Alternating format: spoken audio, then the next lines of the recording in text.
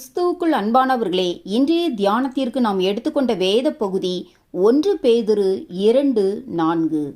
மனுஷரால் தள்ளப்பட்டதாயினும் தேவனால் தெரிந்து கொள்ளப்பட்டதும் விலையேற பெற்றதுமாயிருக்கிற ஜீவனுள்ள கல்.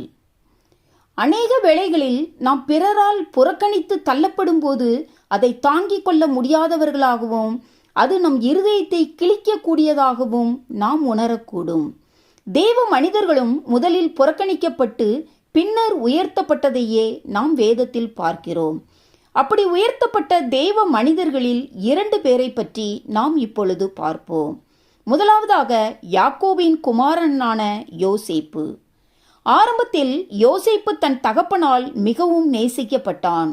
இதனால் அவனுடைய சகோதரர்கள் அவனை புறக்கணித்தனர். அதன் பின்னர் தேவன் அவனுக்கு தந்த சொப்பனம் அவனுடைய தகப்பனால் அவன் கடிந்து கொள்ளப்பட காரணமாயிற்று.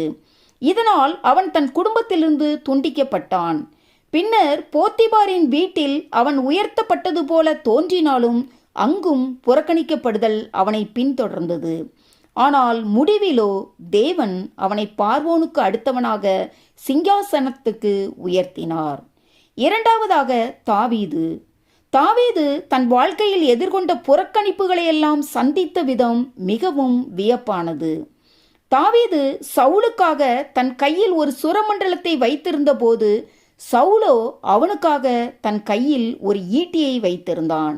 ஆனால் தேவன் தம்மால் தெரிந்து கொள்ளப்பட்டவர்களை இவ்விதமாக தான் நடத்துகிறார். முடிவில் தாவீது இஸ்ரவேலருக்கு ராஜாவாக தேவனால் உயர்த்தப்பட்டான்.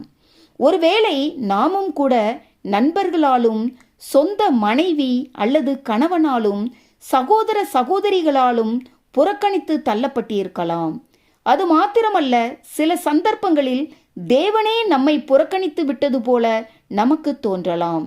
இதைத்தான் 1 சாமுவேல் 1:5 கர்த்தரே அன்னாளின் கற்பத்தை அடைத்திருந்ததாக நாம் பார்க்கிறோம்.